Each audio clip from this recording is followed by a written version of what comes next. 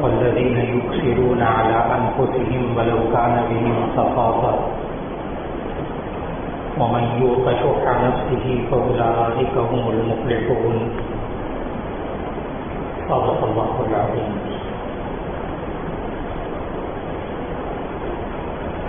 اللہ رب العزت نے انسان کو اپنی بڑی رحمتوں سے نوازا ہے. کوئی انسان کوئی جاندار یا بے جان ایسا نہیں ہے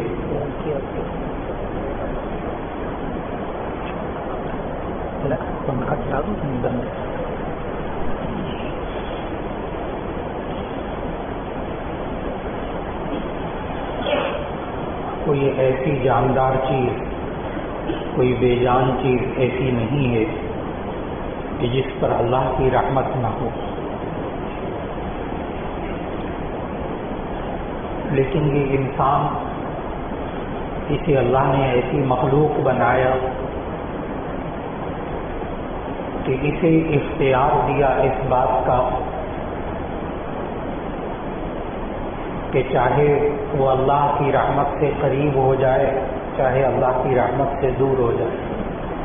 یہ انسان کو اللہ نے اختیار دیا. یہ اختیار پوری کائنات میں سے صرف دو مخلوق کو ہے, ایک انسان کو اور ایک جنات کو. بس شیطان بھی جنات میں سے تھا, اس لیے شیطان کو بھی اس بات کا, ابلیس کو بھی اس بات کا اختیار تھا کہ وہ اللہ کی بات کو مانے یا نہ مانے. لیکن یہ انسان اس بات کا مکمل اختیار رکھتا ہے کہ اللہ کی رحمت کو اپنے قریب کر لے. مکمل اختیار رکھتا ہے. جہاں انسان بے بس ہو جاتا ہے وہاں اللہ کی پکڑ نہیں ہوتی, وہاں اللہ کی رحمت ہوتی ہے. وہاں اللہ کی رحمت ہوتی ہے. اس انسان کو اللہ کی رحمت کے قریب کرنے کے لیے اللہ نے کچھ اصول سکھائے جن کا تذکرہ گزشتہ ملاقاتوں میں ہو رہا ہے. اس میں سے ایک اصول اللہ نے ہمیں سکھایا کہ جس کی وجہ سے اللہ کی رحمت قریب ہوتی ہے, آج اس کا تذکرہ مقصود ہے, اور وہ ہے ایثار.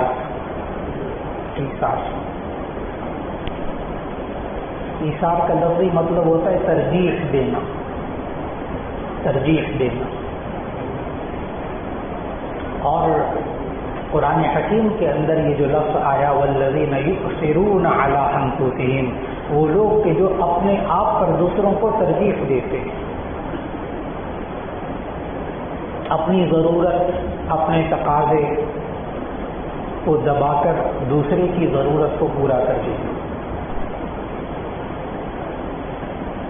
اور نبی صلی اللہ علیہ وسلم نے صحابہ کرام رضوان اللہ علیہ مجمعین پر اتنی محنت فرمائی کہ ان کا ایثار والا مزاج بنا دی. مزاج ایثار کہ اپنے آپ پر دوسرے کو ترجیح دے.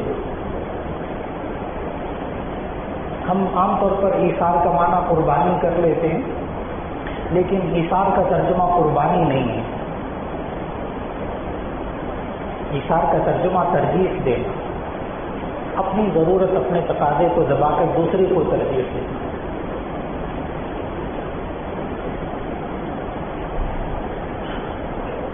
اور یہ کیفیت انسان کی تب آتی ہے جب انسان کے اندر چند اور خصوصیات پیدا ہو جائیں.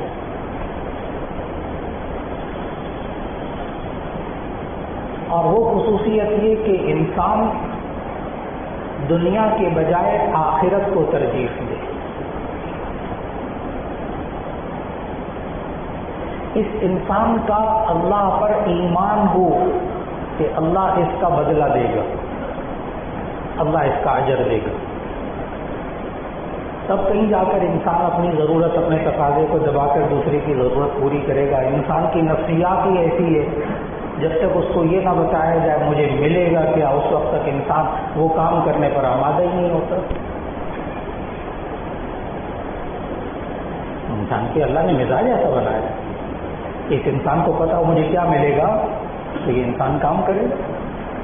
اسی لیے اللہ تعالیٰ نے قرآن مجید میں ہر نیک عمل کی فضیلت بتائی. نبی صلی اللہ علیہ وسلم نے بہت سے نیک اعمال کی فضیلتیں بتائی کہ تم یہ نیک کام کرو گے تمہیں یہ ملے گا.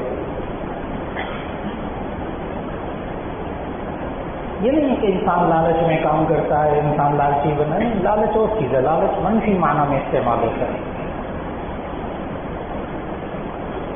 اجر و ثواب کی چاہت میں کام کرنا، اس کو لالچ نہیں کہتے. لالچ منفی معنی میں استعمال ہوتا ہے، نیگیٹو معنی.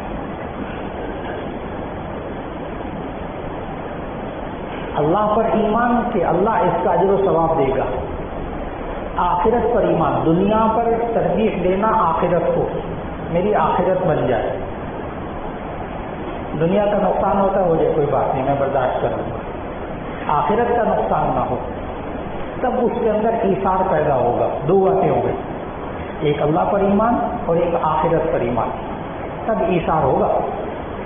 نمبر 3، دنیا کی محبت کو دل سے نکالنا، دنیا اور دنیا کی چیزوں کی محبت کو دل سے نکالنا. اس پر نبی صلی اللہ علیہ وسلم نے بہت محنت فرمائی.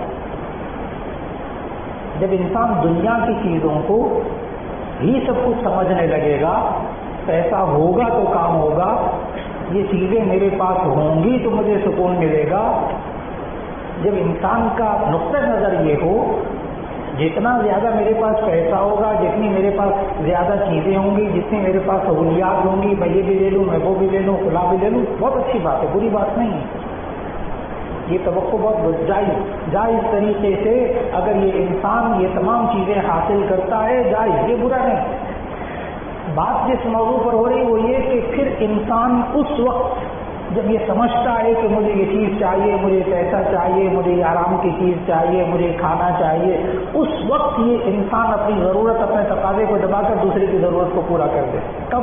جب دل کے اندر سے دنیا کی محبت نہ ہو.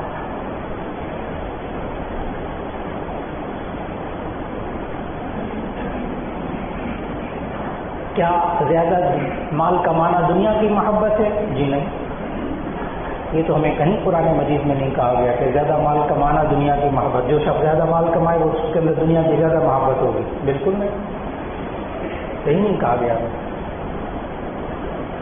کیا مال زیادہ جمع کر کے رکھنا یہ دنیا کی محبت ہوتی ہے؟ اس کو بھی اللہ تعالیٰ نے قرآن مجید میں دنیا کی محبت نہیں کہا، اس کو بھی نہیں کہا. وہ آیت میں ذہن میں آیا آپ کے کہ والذین یکنزون الذهب والفضة ولا ينفقونها في سبيل الله فبشرهم بعذاب أليم يوم يحمى عليها جباههم وجنوبهم وظهورهم هذا ما كنزتم لأنفسكم فذوقوا ما كنتم تكنزون. وہ آیت ذہن میں نہ آنے دیجیے کہ جی جو لوگ مال جمع کر کے رکھتے ہیں ان کو داغ آ جائے گا، وہ مال قیامت کے دن لوہا کی طرح گرم کر کے ان کے پہلوؤں پہ داغ آ جائے گا. جی آیت پوری پڑھیے، اسی لیے میں نے آیت پوری پڑھی. والذین یکنزون الذهب والفضة ولا ينفقونها في سبيل الله. جو لوگ مال سونے اور چاندی کو جمع کر کے رکھیں ولا ينفقونها في سبيل الله، اللہ کے راستے میں خرچ نہ کریں تو ان کو گرم کر کے داغ آ جائے. اور جو زکوٰۃ دیتے ہوں، اللہ کی راہ میں خرچ کرتے ہوں، اللہ نے جہاں جہاں خرچ کرنے کو کہا وہاں خرچ کرتے ہوں، ان کے لیے سزا نہیں ہے. آیت پوری اچھی طرح پڑھنی پڑے گی. معلوم کیا ہوا؟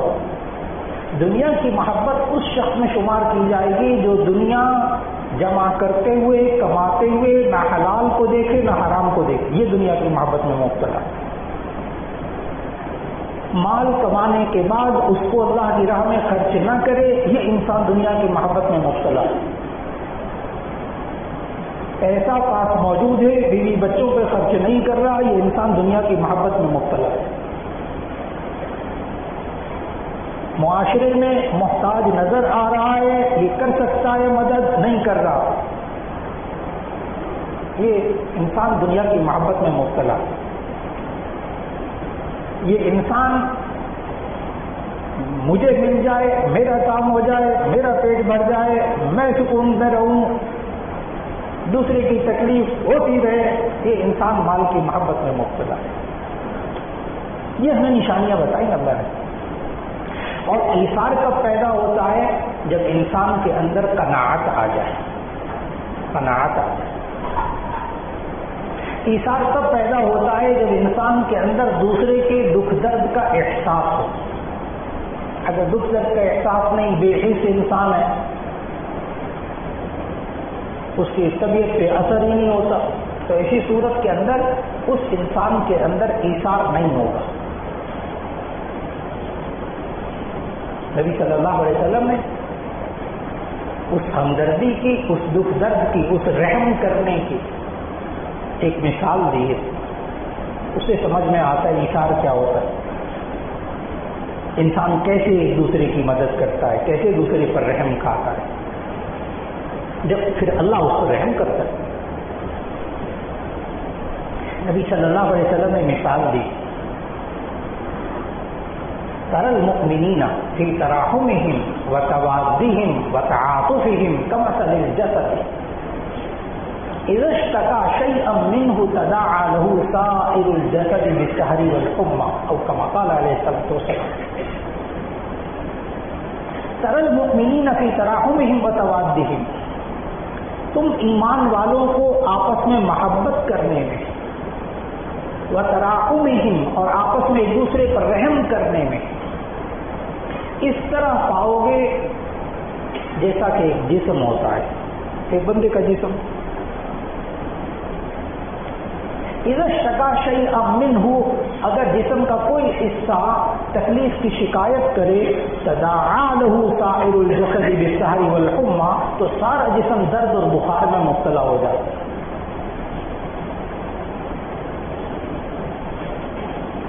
بیداری میں مبتلا ہو جاتا ہے.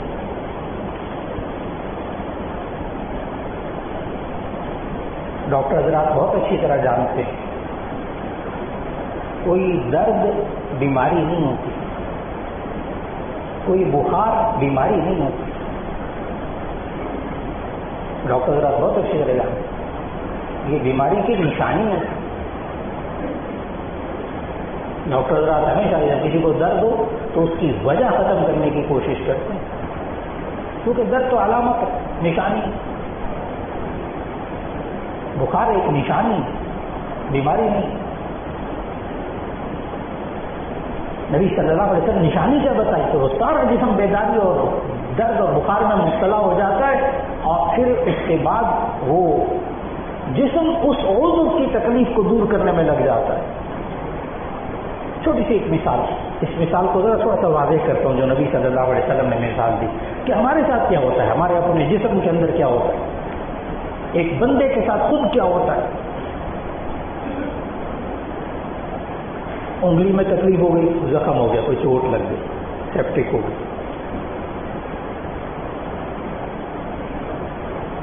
انسان کا دماغ یہ حکم دیتا ہے ٹانگوں کو، ڈاکٹر کے پاس چل. یہ دماغ ٹانگوں کو حکم دیتا ہے، وہ ڈاکٹر کے پاس چل پڑتے. آنکھیں راستہ دکھاتی، ادھر مڑنا ادھر مڑنا ادھر جانا. ڈاکٹر کے پاس پہنچے، زبان شروع ہو گئی، زبان، ڈاکٹر صاحب انگلی میں تکلیف. ڈاکٹر صاحب نے کہا کہ یہ دوائی کھائیں، یہ دوائی لگائیں، انجیکشن لگائیں. کانوں نے کام کرنا شروع کیا، ڈاکٹر کی بات کو سن رہے ہیں.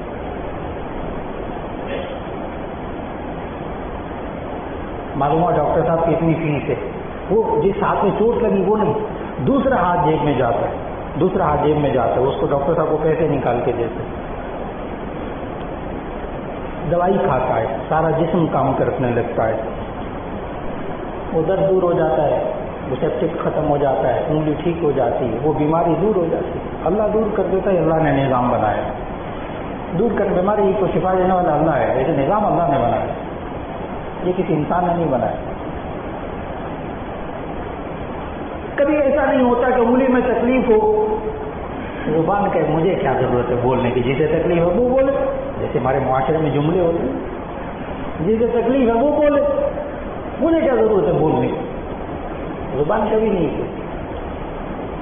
کبھی ایسا نہیں ہوتا کہ ٹانگے میں کہیں میں کیوں جاؤں ڈاکٹر کے پاس، جسے تکلیف ہے وہ جائے. مرے مجھے کیا تکلیف, نہیں سن جاؤ. ٹانگیں کبھی نہیں کہتی, کبھی دوسرا ہاتھ یہ نہیں کہتا میں نہیں جاتا جیب میں, جسے تکلیف ہے وہ جائے جیب میں, وہ پیسے دے, میں کیوں نہیں سکتا. جسے ہمارے معاشرے کے جملے.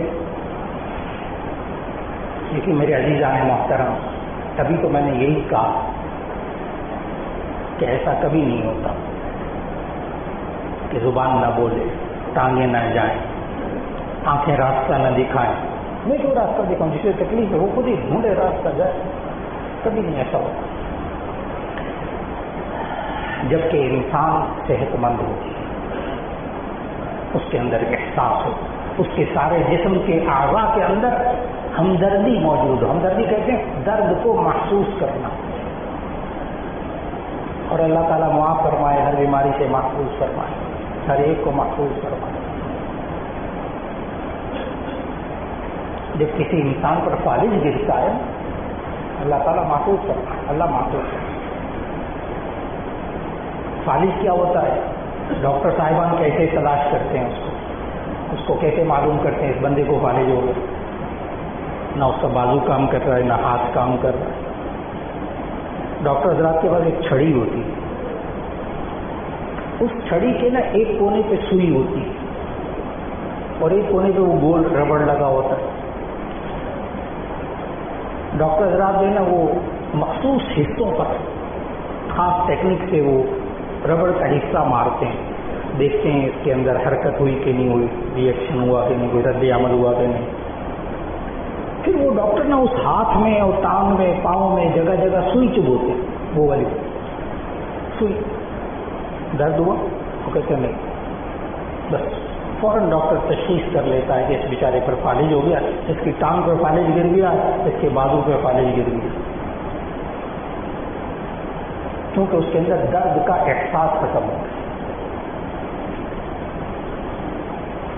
میرے عزیزان محترم, جس ٹانگ پہ فالج گر جاتا ہے وہ ٹانگ کبھی ڈاکٹر کے پاس نہیں لے کر جاتی. جس ہاتھ پہ جس بازو پہ فالج گرتا ہے نا وہ بازو کبھی جیب میں نہیں جاتا پیسے دینے کے لیے. بہت اچھی طرح یاد رکھیں. کیوں؟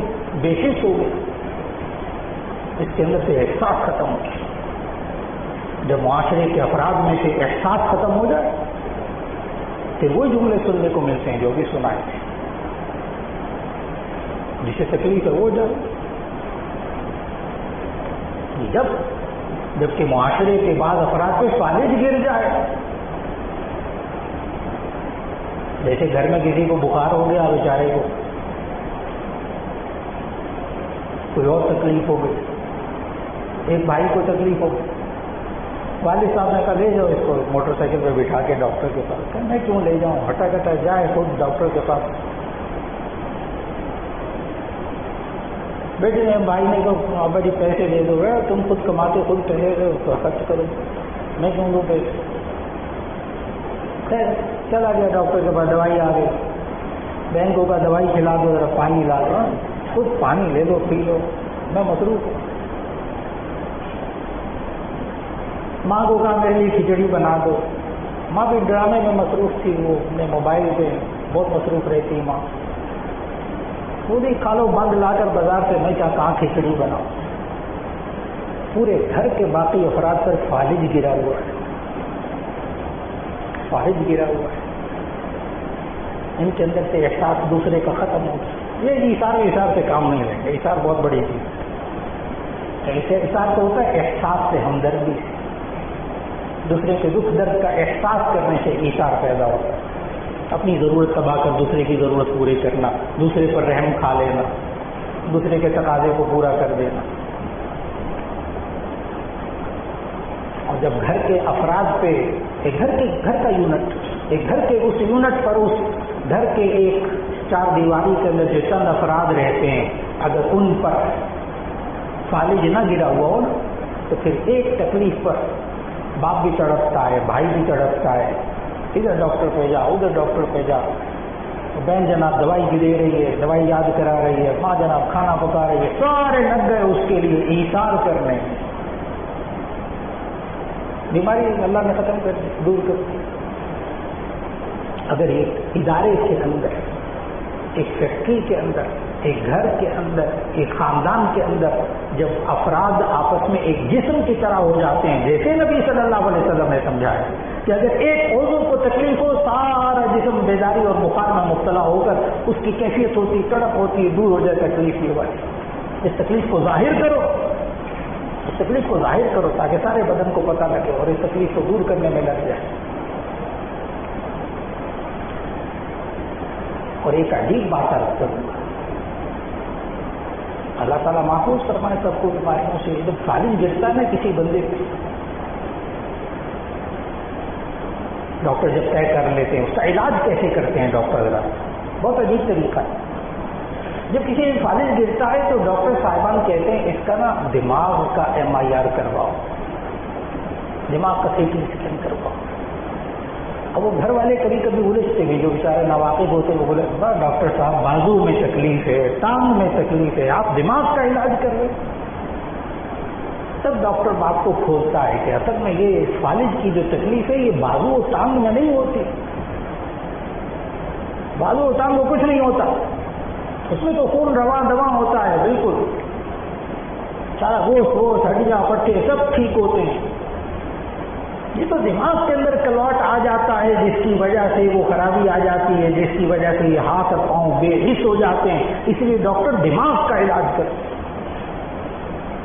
آج اگر معاشرے پر اور گھروں کے افراد پر فالج گر جائے تو پھر سوچ کا علاج کرنا ہوگا، اب پھر دماغ کا علاج کرنا ہوگا، ذہن بدلنا ہوگا، ذہنوں پر محنت کرنی پڑے گی، سوچوں پر محنت کرنی پڑے گی، فکر پر محنت کرنی پڑے گی۔ نبی صلی اللہ علیہ وسلم نے یہ والی محنت فرمائی، سوچوں پر محنت کی، ذہنی صلاحیتوں پر محنت کی، فکر پر محنت کی، اس کی سوچ ایسی بن جائے کہ یہ اپنے تقاضے کو دبا کر دوسری کی ضرورت کو پورا کرے، اس کی سوچ سے دنیا کی محبت کو نکالا، اس کی سوچ کے اندر قناعت کو پیدا کیا۔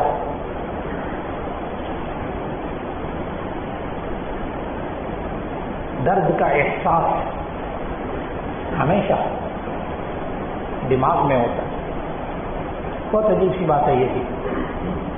یہ ڈاکٹر حضرات جتنی درد کی دوائیاں دیتے ہیں نا، جو بہت ماشاءاللہ ڈاکٹر حضرات بہت جید ڈاکٹر ہیں، پڑھے ہوئے ہیں ماشاءاللہ، خوب فارماسسٹ حضرات بہت اچھی طرح جانتے ہیں، جتنی درد کی دوائیاں یہ ساری دماغ پہ اثر کرتی ہیں۔ دماغ کے اندر جو درد محسوس کرنے کا ایک خاص شعبہ ہوتا ہے نا، یہ اس شعبے پر اثر کرتی ہے، تکلیف وہیں ہوتی ہے، زخم وہیں ہوتا ہے، تو کچھ نہیں ہوتا، یہ دماغ کے اوپر جا کر اثر کرتی ہیں۔ احساس درد کا دماغ کے اندر ہوتا ہے، انسان دوسرے انسان کے بھی دکھ درد کا احساس دماغ کے اندر ہوتا ہے۔ سوچ کو بدلنا، سوچ پر محنت کرنی، فکر پر محنت کرنی، اسی کو کہتے ہیں کہ ایمان پر محنت کرو کہ اگر تم یہ ایثار سے کام لوگے تو تمہیں ملے گا۔ نبی صلی اللہ علیہ وسلم نے ان صحابہ پر محنت کی، ان کا مزاج بنایا۔ یہ ہمیں اپنے بچوں پر محنت کرنی پڑے گی گھر کے اندر۔ ہم اگر دوسرے کے کام آتے ہیں تو ہمیں ملے گا کیا؟ ملے گا کیا؟ ان کا یقین بنانا، ملے گا کیا؟ دنیا میں بھی ملے گا، آخرت میں بھی ملے گا۔ نبی صلی اللہ علیہ وسلم نے خوب سمجھایا، خوب سمجھایا۔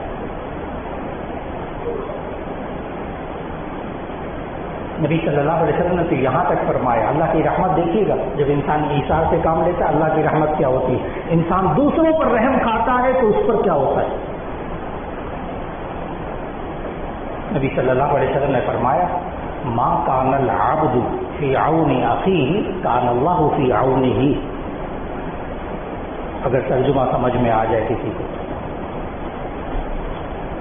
ما کان العبد فی عون اخیہ، جب تک کوئی بندہ اپنے کسی بھائی کی مدد میں لگا رہتا ہے، کان اللہ فی عونہ، اللہ اس کی مدد میں لگا رہتا ہے۔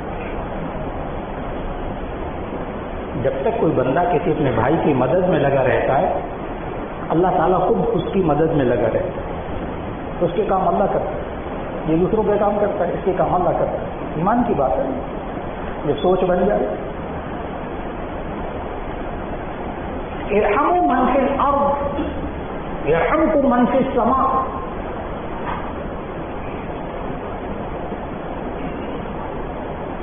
مولانا حالی نے اس کا بڑا خوبصورت ترجمہ کیا. کرو تم مہربانی اہل زمین پر، خدا مہربان ہوگا تم پر عرش بری پر. خدا تم پر مہربان ہوگا عرش بری پر.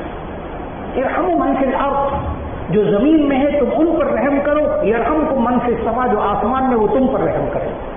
اگر یقین بن جائے، اگر یقین بن جائے، اگر سوچ بن جائے، میں اگر اپنے بھائی کے کام آتا ہوں، اس پر رحم کھاتا ہوں، اس پر مدد کرتا ہوں، اس کو دکھ درد میں کام آتا ہوں، مجھے کیا ملے گا؟ جی اللہ تم پر رحم کرے گا. اللہ کی رحمت کیسے متوجہ ہوتی ہے؟ معلوم ہوا جب انسان دوسروں کے بارے میں بے حس ہو جائے، ہمدردی ختم ہو جائے، دنیا کی محبت آ جائے، تو اسی صورت کے اندر سے پھر اللہ کی رحمت دور ہو جاتی ہے. اللہ کی رحمت قریب کیسے ہوتی ہے، دور کیسے ہوتی ہے؟ اللہ رب العزت ہم سب کو وہ کام کرنے کی توفیق عطا فرمائے جس سے اللہ ہمارے گھروں پہ رحمت فرمائے، ہمارے گھروں پہ رحمت فرمائے، ہمارے معاشرے پر رحمت فرمائے، ہمارے ملک پر رحمت فرمائے، پوری انسانیت پر اللہ رحمت فرمائے. واخر دعوانا ان الحمد للہ رب العالمین.